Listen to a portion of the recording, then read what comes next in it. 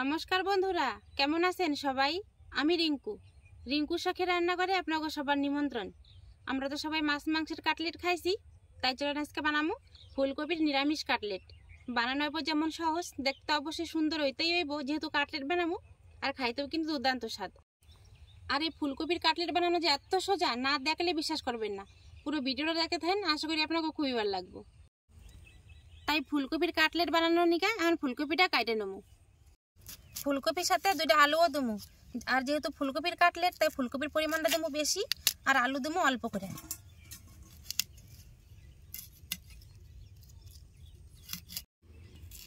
ফুলকপিটা কাটার বিশেষ কোনো পদ্ধতি নাই, এটা একটা ফুল খালি কাটে নিলেই হইব।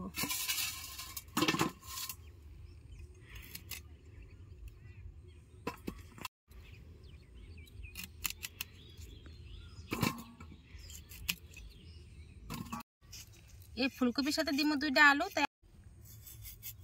তাই আলুটা আমি এরকম করে কাটে নিলাম। ফুলকপি আর আলু আমি ভালো করে ধুয়ে নেবো।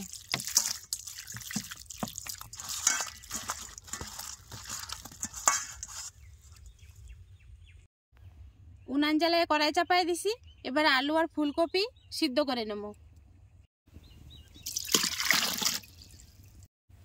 তাড়াতাড়ি সিদ্ধ হয়ে যাওয়ার নাকি অল্প একটুখানি নুন দিয়ে দেবো, তারপর উপর থেকে ঢাকা দিয়ে দেবো।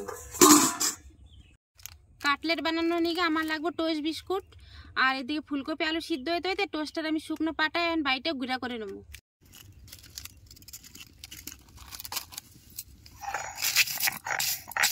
খুব বেশি মিহি করে গুঁড়ি করার দরকার নাই, একটু গোটা গোটা থাকলেও অসুবিধা নেই।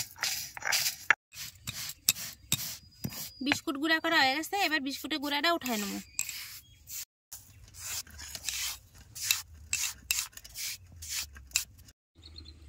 টোস্ট বিস্কুট তো গুঁড়া করা হয়ে গেছে, এবার কাঁচা লঙ্কার আদা নিছি, এটা কিন্তু হামাল দিস্তে ছেঁচে নেবো।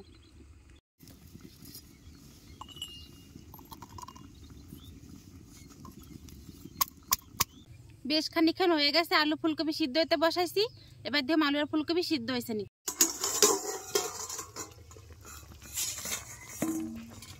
রং পরিবর্তন হয়ে গেছে, মানে মনে হইতেছে সিদ্ধ হয়ে গেছে। এ দেন ভালোভাবে কিন্তু আলু আর ফুলকপি সিদ্ধ হয়ে গেছে, এবার আমি উঠাই নেবো।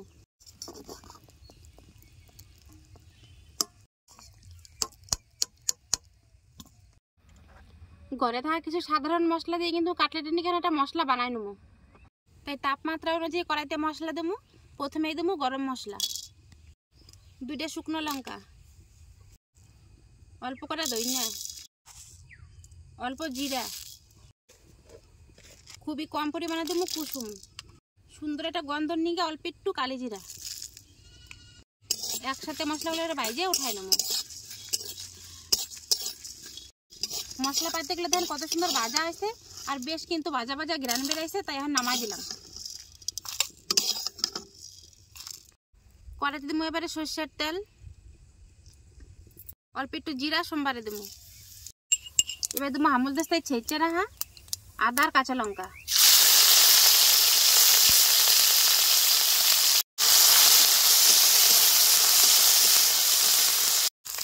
আদা কাঁচা লঙ্কা আদা ভাজা হয়ে গেছে, এবার স্বাদ মতো নুন আর হলুদটা এবার দিয়ে, স্বাদ মতো নুন, পরিমাণ মতো হলুদ, একটু ভাজা ভাজা করে নেব।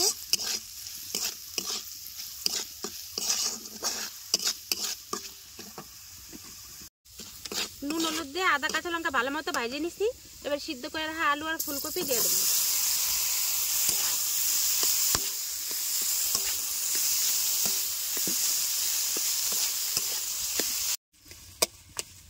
আলু ফুলকপি ভাজা হইতে হইতে এক ফাঁকে কিন্তু বাইজে রাখা মশলাগুলো গুঁড়া করে নেবো।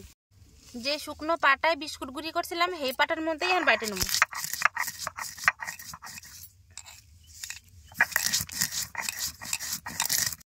আর এই গোটা মশলা কিন্তু নিপাস করে গুঁড়া করা দরকার নাই, এর মাথা গুঁড়া করে নেবেন, তাহলে মুখের মধ্যে পড়বো যখন খাওয়ার সময়, তখন কিন্তু বেশ সুন্দর একটা ঘ্রাণ করবো।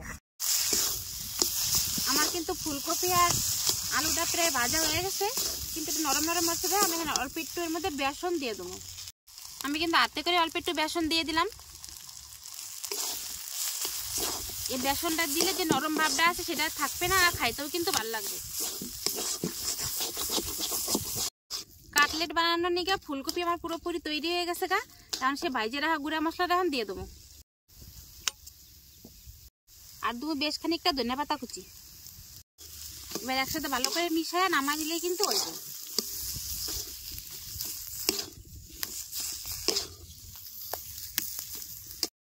গ্যাস হয়ে গেছে, এবারে নামাই নেবো। এটা থালের মধ্যে নামাইছি, এবার খুন্তি দিয়ে একটু হালকা করে ছড়াই দেবো, পাতলা করে নেবো, আর তাড়াতাড়ি করে ঠান্ডা হয়ে যাব।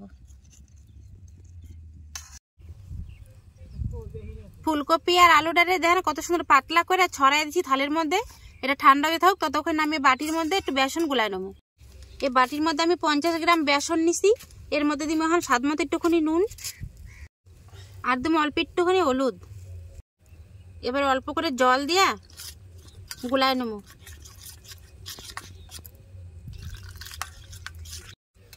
আর এই বেসনটা কিন্তু ঘন রাখলে হইব না, একটু পাতলা করে গুলাই নিতে হইব।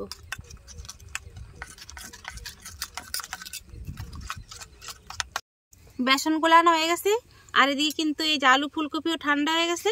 এবার আমি খুন্তি দিয়ে কাইটে নেবো।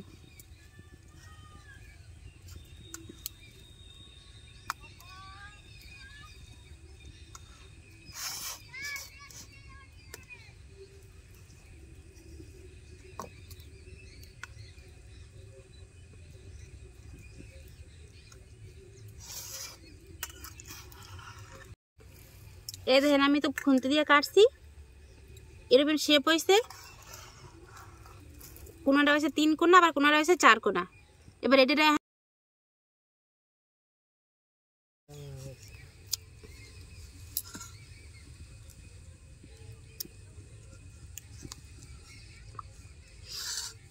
এই বেসনের থেকে চুবাইয়া তারপরে কিন্তু এই যে বিস্কুটের গুঁড়ার মধ্যে দিয়ে দিলাম।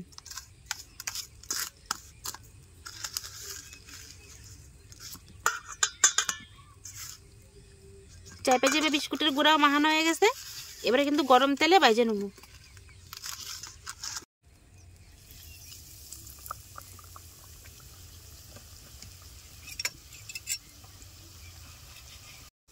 যেহেতু আমি তেল কম দিছি তো এটা এটা করে ভাজুন। কত সুন্দর রংটা হয়েছে দেখছেন।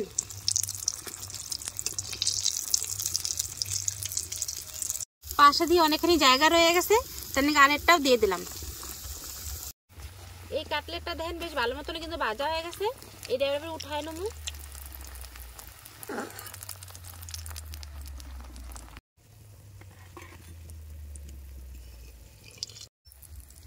সমস্ত কাটলেট গুলো আমি এরকম লাল করে এখন ভাজে নেব।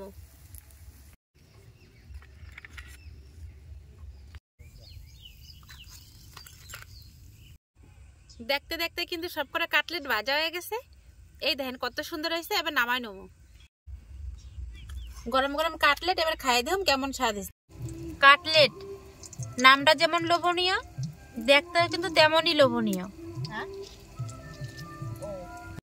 যখন দোকানের পাশ দিয়ে যাই কাটলেট দেখলে কিন্তু খাইতে ইচ্ছা করে, কিন্তু ওই যে ভয়, যারা মাছ মাংস খায় না, মাছ মাংস ছোঁয়া লাগার ভয় কিন্তু কাটলেটটা আর খাওয়া হয় না। কোন দেখি কেউ কি দেখে কইতে পারবো এই যে নিরামিষ কাটলেট না মাছ মাংসের কাটলেট? দেখতে কতখানি লোভনীয় হয়েছে একবার কোন দেখি। যদি গরম গরম এমন নিরামিষ কাটলেট পাওয়া যায় তাহলে তো সবাই চাইটে ফুটেই খাইবো। এর ভিতর থেকে ভাঙে দেখে কত সুন্দর হয়েছে দেখছেন। উপরে কত সুন্দর পাতলা একটা পুডিং পড়ছে, তার ভিতরে একদম পুরে ঠাসা। শুধু যে ফুলকপি দিয়ে যে এত সুন্দর কাটলেট তৈরি হয় না দেখলে কিন্তু বিশ্বাস হয় না। এবারে খাই দেখো মাসের এই কাটলেটটা খাইতে কতটা স্বাদ হয়েছে। দেখলেন তো কত অল্প সময় আর কম খরচে দারুণ স্বাদের নিরামিষ ফুলকপির কাটলেটটা বানিয়ে ফেলালাম। কিন্তু দারুণ একটা সুগন্ধ উঠার স্বাদ, দেখতে তো অপূর্ব সুন্দর হয়েছেই, সেটা আপনারা দেখছেনই। এবার খাই দেখুন কাটলেটের কেমন স্বাদ আছে। আপনারা চাইলে কিন্তু এরকম করে কাটলেট বানিয়ে কাসুন্দি দিয়েও খাইতে পারেন, কিন্তু সস দিয়ে খাইতেও অসম্ভব স্বাদ লাগে, তাই আমি সস দিয়ে খাইলাম।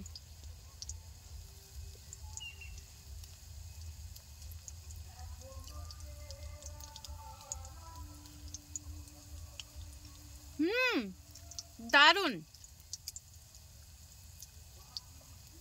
শুধু যে মাছ বা মাংসের কাটলেট খাইতে স্বাদ হয় তা না, নিরামিষে ফুলকপির কাটলেটও কিন্তু অসম্ভব স্বাদ হয়েছে খাইতে, দারুণ। আসলে এতটা যে স্বাদ দেবো আমি কিন্তু নিজেও ভাবতে পারিনি যে ফুলকপির নিরামিষ কাটলেট যে এতটা স্বাদ হতে পারে।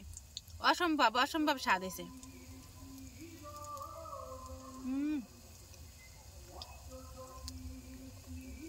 যে ভাজা মশলার গুঁড়িটা দিছিলাম সে তো পুরোপুরি গুঁড়ি করি নেই, আদা গুঁড়া করে দিছি। 2-4টা কণা মুহে পড়া ধরছে আর কিন্তু দারুণ লাগতেছে। তখন যদি আমার এই সহজ রেসিপি এই ফুলকপির নিরামিষ কাটলেট যদি আপনাকে ভালো লাগে তাহলে অবশ্যই এটা লাইক, কমেন্ট, শেয়ার আর সাবস্ক্রাইব করতে কিন্তু ভুলবেন না। তাহলে দেখা হবে পরে একটা নতুন ভিডিওতে। আজকে তাহলে এই নিয়ে শেষ করলাম। নমস্কার।